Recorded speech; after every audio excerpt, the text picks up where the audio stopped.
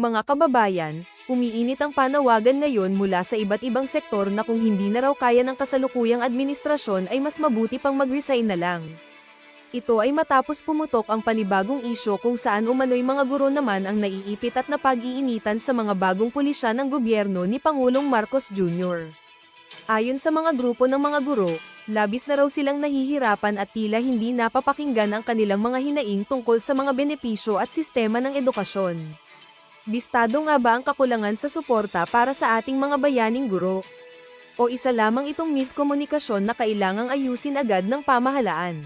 Gusto naming marinig ang inyong boses. Pabor ba kayo sa mga nangyayaring ito sa sektor ng edukasyon?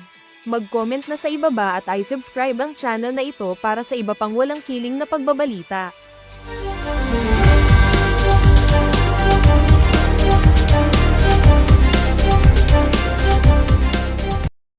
Hap ka daw muna. Tawa. Mga bastos din to mga kasama natin dito sa PH Update eh. Yung isa ba naman inaalok tong si Marcos Jr. Sabi hindi ako na bahala, parihab ka. Ako na bahala, libre na kita. Sabi ba naman ganon? Ang yaman-yaman yan, daming maleta niyan. Tapos sasabihin mo, ililibre mo sa rehab. Big time yan eh. Oh. Lalong-lalo na dahil sa okasyong ito. Oh. So I congratulate the newly promoted teachers and principals from 44 municipalities of Cebu Province. This ceremony Yan. reflects your commitment to shaping young minds, strengthening their character, and guiding them towards a brighter, more progressive future. More than just an individual milestone, this promotion sends a message of hope and inspiration to thousands of teachers and principals who aspire to follow in your footsteps. This occasion also signifies this administration's deep appreciation for the work that you do and our commitment to ensure that our teachers continue to receive the support and recognition that you all deserve. This commitment becomes even more important today as we meron pa siyang teleprompter. Akala ko tinanggal niya eh.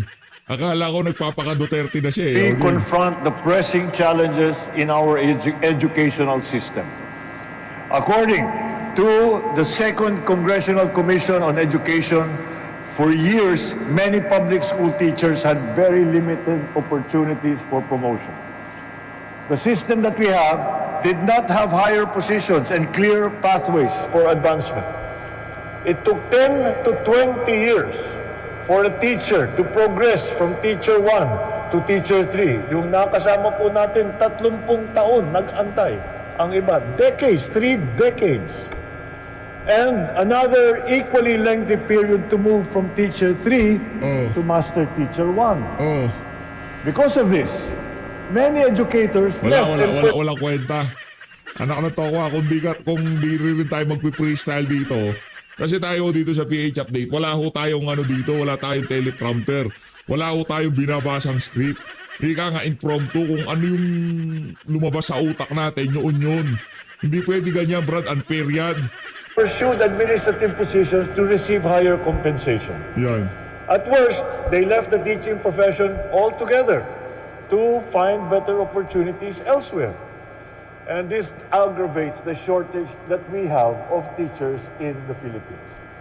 So, to overcome these hurdles, we implemented the expanded career progression or ECP system for public school teachers. We have institutionalized this reform in September 2025. I did this by signing into law the Career Progression System for Public School Teachers and the School Leaders Act. Nako.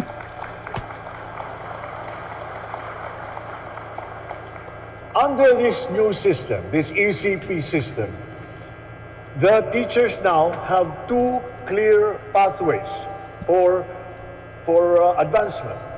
Classroom teaching and school administration. Pinaghiwalay na natin yan. More importantly, it created many positions such as teacher 4 to 7, master teacher 5 to 6, and school principal 5, providing our teachers a clear career path and more opportunities. through reclassification from August 2025 to February of 2026, we have successfully promoted nearly 19,500 teachers and school heads all over the country. Today, here in Cebu, sinasabi ko nga kay Seksani, pagpasok ko Nako. rito, marami-rami yata itong nandito. Today, we are promoting more than 3,000 of you. 3,300 teachers and principals, including the 57 Teacher 1 retirable teachers.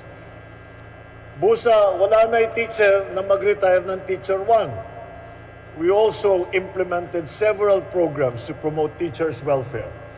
We have created over 61,500 teaching positions from 2022 to 2025. As of January 2026, 97% of these positions have already been filled.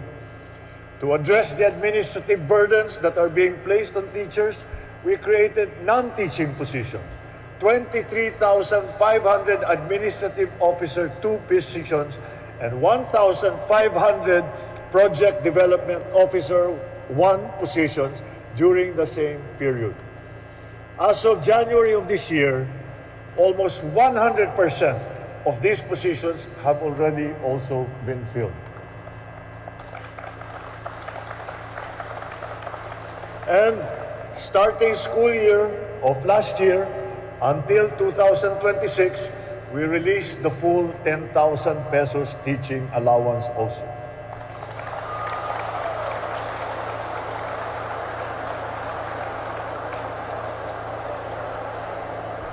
All of this has opened new doors for career advancement for teachers and for school personnel. We are addressing long-standing barriers to professional growth, strengthening morale within our education sector. Kung dati po, may pangamba kayo na matatapos ang mahabang panahon ng serbisyo, hindi kayo mapopromote. Ngayon, mas malinaw na ang landas ng pag-unlad ng inyong propesyon. Marami sa inyo ang naglaan ng buong buhay sa pagtuturo. Gumigising ng madaling araw, natutulog ng hating gabi upang turuan, gabayan at hubugin ang kabataang Pilipino. Bukod pa riyan, kayo rin ang inaasahan ng gobyerno upang tumulong sa mga programa, sa mga activities tulad ng eleksyon, programa sa kalusugan, marami pang iba. Nako, yun na. Para sa inyo, ang pagiging guro ay hindi trabaho. Yan. Ito ay bokasyon. Isang sagradong tungkulin para sa inyo. Kaya't nakakaiba talaga ang teacher sa ibang klaseng trabaho, sa ibang klaseng public servant. Lagi kong sinasabi, at napuna ko ito nung governor ako, sabi ko, ang pinakamasibag talaga na public servant ay ang ating mga guro. Dahil, bukod sa inyong trabaho sa eskwelahan, na inaalalayan, inaalagaan, tinuturuan ng ating mga kabataan na napakahalagang trabaho. Lahat ng ibang trabaho, kailangan din kayo ang gagawa. Yan. Kayo ang yun ang sinasabi ko, kayo ang gumagawa ng tunay-tuniladang pansit para Naku po. magpakain doon sa mga bisita. Nako. Kayo yung mga nasusugatan na, yung mga daliri sa Ay, ko. kakatamtax doon sa mga tablecloth para Nako. may... Yan ang problema natin pagkasabog ang presidente. Ginawa ho niyang catering yung yung mga guro natin. Ginawa niyang catering service. Pinagluto niya ng pansit at ano tawag doon? Ang tawag doon yung gayak sa pag tablecloth yung hindi ko alam tawag doon yung tinatamtax. Walang nga ka, Marcos Jr.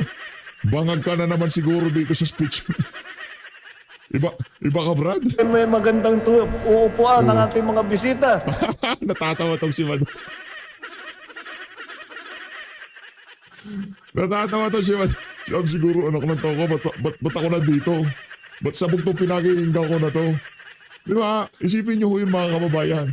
Ginawa niya hong catering service yung ating mga guro. Tagaluto ng pansit at tagaayos ng tablecloth. Taga-tamtax. Bangag naman. Sabog na sabog. Kayo ang nagbubuo ng mga program, mga pagka merong may graduation, kayo rin ang gagawa. Kapag may festival, kapag may anniversary, kayo ang gagawa. Pag may foundation day, kayo ang gagawa. Lahat. Eh, sabi ko, wala naman sa, yung mga pinupuntahan kong ibang bansa, wala ka namang nakikitang ganun. Dito talaga sa Pilipinas, iba ang mga ma'am at saka mga sir, ang ating mga teacher natin. Maraming salamat sa inyong serbisyo. Dahil dito, napakalaki ang paghahanga at respeto ko sa inyo. Sana'y makatulong ang mga oportunidad na ito na mapabuti ang buhay ninyo at ng inyong mga pamilya. We also Ayun na nga mga kababayan, ano magagawa natin? Sabog na sabog ho pa ang ulo natin eh. Punta na ho tayo kay Prof. Malutigia. Ito, malupit to ito.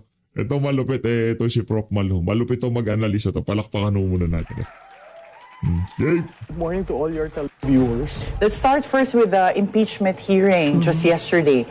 Upon motion of Congressman Terry Redon, the House Committee on Justice voted to issue subpoenas, one to the Bureau of Internal Revenue for income tax returns and related records covering 2007 to 2025 in relation to Vice President Sara and her spouse, Mans Carpio, and identified business entities. And Redon also moved for subpoenas to be issued to the Securities and Exchange Commission for general information sheets and audited financial statements of several firms linked to Vice President Sara Duterte and her family. So this was, according to Cagayan Representative Rufus Rodriguez, a fishing expedition. So he opposed this, but the House Committee Justice had like a unanimous vote, except for Congressman Rufus Rodriguez, to approve the subpoenas. What's your take on all of this? Well, Attorney Jimeno, I agree with Congressman Rufus Rodriguez that it is a fishing expedition. Those things that they are asking, the documents and invoking the subpoena powers of the Committee on Justice, only gives you a view of there is insufficiency in substance. Because when they passed sufficiency in form and substance, the determinants of, the ultimate determinants of facts should have been tested when they discussed the substance. But apparently, coming up with the list, everyone in that committee, I guess, were shocked when Congressman Redon came up with several companies. You don't even know when those companies were set up. You don't even know, are they really shareholders? So these things kind of open something that is not good in the process. That it is indeed a fishing expedition. I don't even understand, why are you covering the years of the Vice President when she was a Vice Mayor?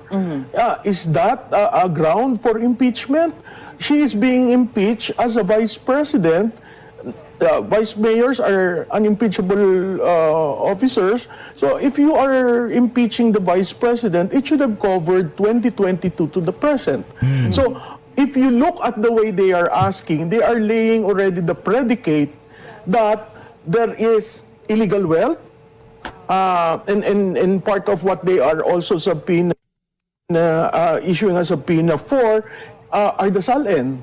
So they are putting together to the public, this is what happened. But that is not what was alleged in the two impeachment charges that were adopted. Yeah, I understand that impeachment proceedings are sui generis, pero ang pinakamalapit na parang analogy here would be a preliminary investigation in a criminal case. But usually, the prosecutor's office, they confine themselves within the allegations of the complaint. So, medyo nakakagulat nga na ngayon merong subpoena for one, companies that you said that did not appear in the complaints. So, meron pang isang naging issue. The House Justice Committee also issued or voted to issue a subpoena to Attorney Michael Poa for formerly serving as VP Sara's Chief of Staff and spokesperson at the DepEd, Department of Education, when the Vice President was still DepEd Secretary. And Congressman Rufus Rodriguez again opposed this, saying that it's unusual for a counsel of the Vice President who already entered this appearance to be subpoenaed That's in right. relation to the complaint. So, ano kaya yung intention here? Bakit siya ipapasubpoena? I mean, looking through the various instances when certain officials of the Office of the Vice President were subjected to the House of Representatives' power, you would see that Attorney Laika Lopez was, placed in their custodial facilities because she doesn't want to answer. She And was then held there- in contempt. Yes, and there was another one who was also cited for contempt, no? So, ang sense ko, again, laying the predicate that if I cannot get the Vice President, I will certainly get someone very close to her.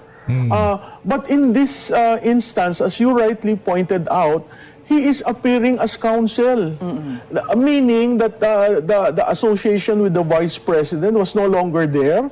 He is no longer with DepEd. He is now a lawyer, and for all intents and purpose, kasama siya dun sa listahan ng abogado. May mali ba dun? Isn't it that that is the right of any individual to choose their counsel? For all you know, that counsel may be prejudiced, maybe derogatory record is there, but still, that is due process. The person, any Filipino has a right to pick his or her counsel. Yeah. And in this instance, I don't understand, being a counsel can be subjected to something beyond your role as counsel? Yeah, well, in this case, ang pagkakaintindi ko, sinabpina siya for being a former spokesperson and chief of staff But sa what DepEd. does that have to do with impeachment? Yeah, I guess like the missing link would be Attorney Michael Poa does not appear in the allegations of the impeachment complaint Yes. that they're hearing right now. So, again, it's another- palagay mo ba it's to hold him in contempt and detain him? Yes, it's another puzzle it's a piece of a puzzle that they are putting together to control the narrative. Unfortunately, they cannot control the narrative because the issue now is legitimacy of the process. If you look at the Supreme Court decision on the impeachment, every step, there were 12 conditions that would justify fulfillment of the constitutional right on due process. Dito, makikita mo, nag-cherry picking. And then they will put together the puzzle saying, kita mo, involved siya. Kita mo, merong illegal wealth. Kita mo, hindi rin reflect sa SALN. If that would be the case, that is already trial, right? And shouldn't the House of Representatives just check may determinants ba, factual determinants ng kanilang ng allegation sa Parang complaint? similar to rules of criminal procedure na may determination ng probable cause or in the Yes. recent amendments yung sufficiency to lead at least strong evidence of a likelihood of guilt. Yes, yes. So, yung kay Congressman Rodriguez's remarks about Madriaga being a polluted source was ordered stricken off the records. What is your assessment of Ramil Madriaga's, reliability as a witness? I understand, meron point din naman talaga dito yung House Justice Committee na hindi pa to point to determine the credibility of the witness, but this was because of the motion of Congressman Chel Diokno na to provide additional security. Yeah. Oo, but ang question rin that I was wondering about is who is Madriaga's handler? Kasi based on the letter that was read into the records during the hearing, it seems to be professionally written. Meron pang mga references to an annex. At saka may- So, for someone who is currently detained in prison, sinong tumutulong sa kanya na sulatin yung mga ganitong sulat? Ang balita ko, may isang legislator na in and out. Si Dilima. At saka may isang ex-legislator na in and out rin. So, Trililig. yung kay Madriaga, I think the very person that you need to contact and to establish Madriaga's allegations would be attorney, there's an attorney kilala, I don't know him, but lumalabas sa news accounts, no? And then when you say, sa kampanya kasi marami kang nakikitang tao, that doesn't necessarily mean na tao ko siya. Maraming tumutulong. Pero yung punto ni Congressman Rufus Rodriguez is, polluted source. Why is the House doing this, issuing a protective custody to a polluted source? Bakit ba siya nasa kulungan in the first place? Siguro dapat yun ang tingnan natin. Ngayon, kung meron siyang affidavit, sworn affidavit, at kailangang i-test, di ba? Hindi ba dapat trabaho yun ng House of Representatives? Hindi magbigay ng custodial cover sa kanya dahil hindi pa nga na-establish totoo ba itong sinabi niya. Kasi di ba meron siyang sworn affidavit tapos si Colonel La Chica nag-deny in a sworn affidavit. So banggaan ng mga affidavits nila, dapat si committee chair should be able to establish where is the truth here? Oo. But palagay mo ba meron din naman siyang basis to say that he fears for his life? Well, you're safe there in the jail system. I mean, there are guards there. If there will be an attempt in his life, surely it will not come from the office of the Vice President. Diba? Because What will they get from that? Or may control ba sila? May ability ba sila to control The office of the Vice President? BJMP? No. But that is under the ILG. So, if you're looking at protective custody, why don't you appeal to the Secretary of the ILG and say, put several guards there? Kanina nung na-mention mo, merong kang naririnig na legislator and former legislator na in and out. You mean in and out sa pagdalo kay Madriaga? Yes, and they were able to help him craft that sparkling affidavit that is now attached. And, you know, Are you at liberty to say kung sino itong mga... mahirap. Pero yung isa, dating kalihim ng kagawarawan ng hustisya. Nako, si Dilima. Yung isa, dating senador. Naku, si Trilling ata yan. Diba? Okay. Naandyan. So, Dilima ate itong, yan ang problema. Prof. Malu, paano kung napasubo na itong si Dilima dito kay Madriaga? Mahilig pa naman sa ganyan yan, di ba? JB Sebastian. O sino pa ba yung mga JB Sebastian, si Kuwangko, di ba? Mga testimonya nila, o paano? Kung dito kay Madriaga, napasubo na si Dilima. Di na siya maka-atras,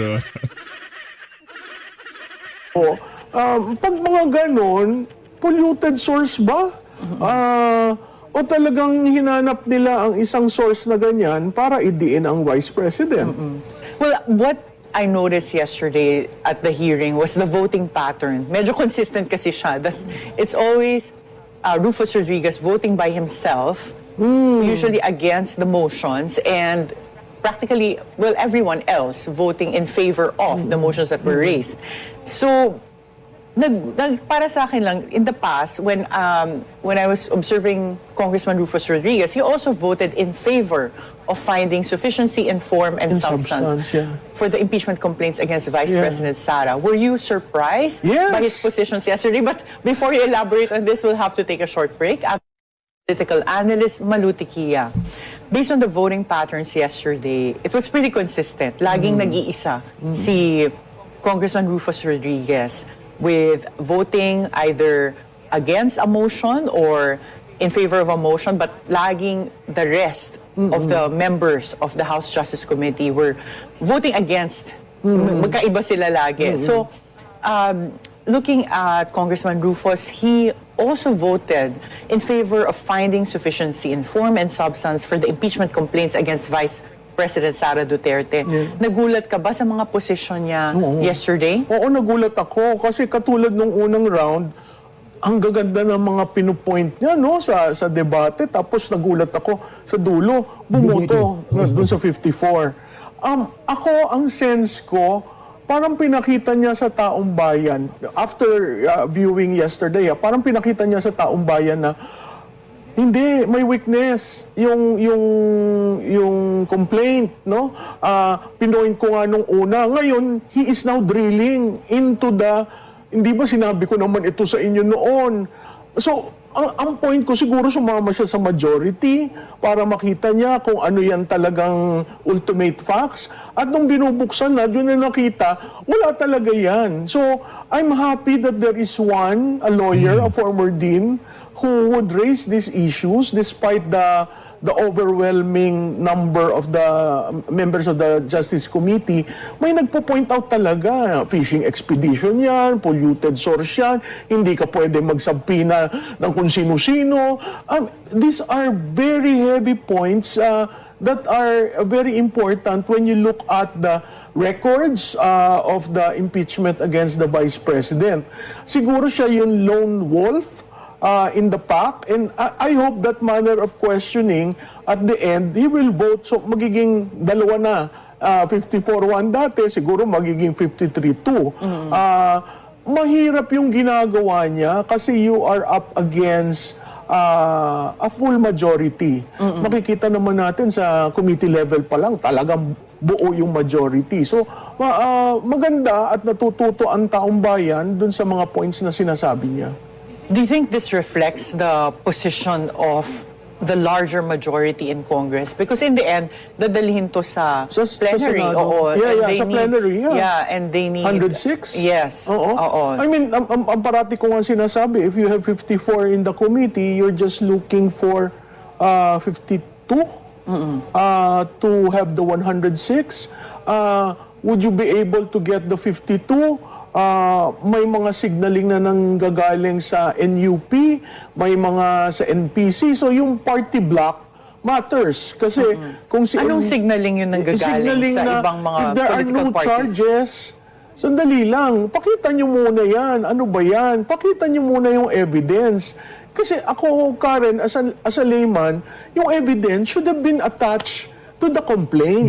Hindi yung i-open mo, ipapry open mo yung, because there is a complaint, ipapry open mo yung process to get the evidence to support the complaint. Yeah. Sinabi Actually, niyo na parang nga, ganyan yung nangyari Diba? sa amin with Chief Justice Corona. Yes, you were there. Walang masyadong binigay na evidence when the impeachment complaints were filed. Pero pagdating naman dun sa trial, yun yung ginamit na parang fishing expedition. And I remember Justice Cuevas, who was part of the defense team, also raising that as a At saka, constitutional issue. Karen, remember, there was no SALN in the charges that were presented in the Senate during the trial.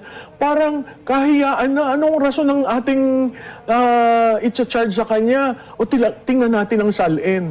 Yung SALN last several days before, talagang makikita mo ginamit. Yeah. So, because of this, in a previous interview, you said with another interviewer that you claimed that the first impeachment complaint against Vice President Sara was funded by the administration. You also said that this might not happen this time. Why do you say that? Well, because nagkabukingan na dun sa flood control. Imagine the first time they didn't see the complaint, they were placed in one room, their cell phones were left outside, and they were asked to sign. Sign lang, walang kwan.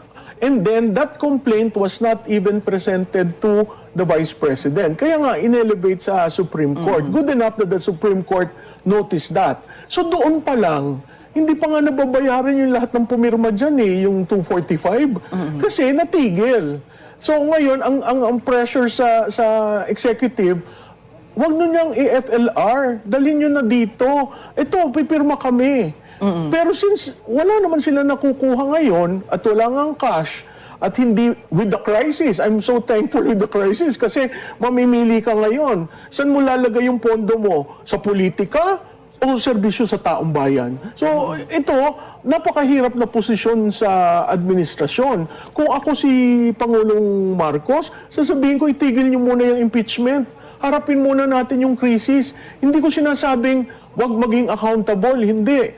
Pero kita mo yung optics, ang tao nagkakagulo, naglalakad sa kalye, hindi maintindihan kung magkano ang bilihin. Tapos nandito ang mga politiko, nag-fishing expedition. Yun ang Tama problema. ba yun? So palagay niyo po ba malalampasan to ni Vice President Sara. Some are saying that this is meant to disqualify her from running in 2028. Yeah, I think it's very obvious from the start. They want to demolish her. They want to shake the base. And ultimately, they want her to be disqualified from holding any public office.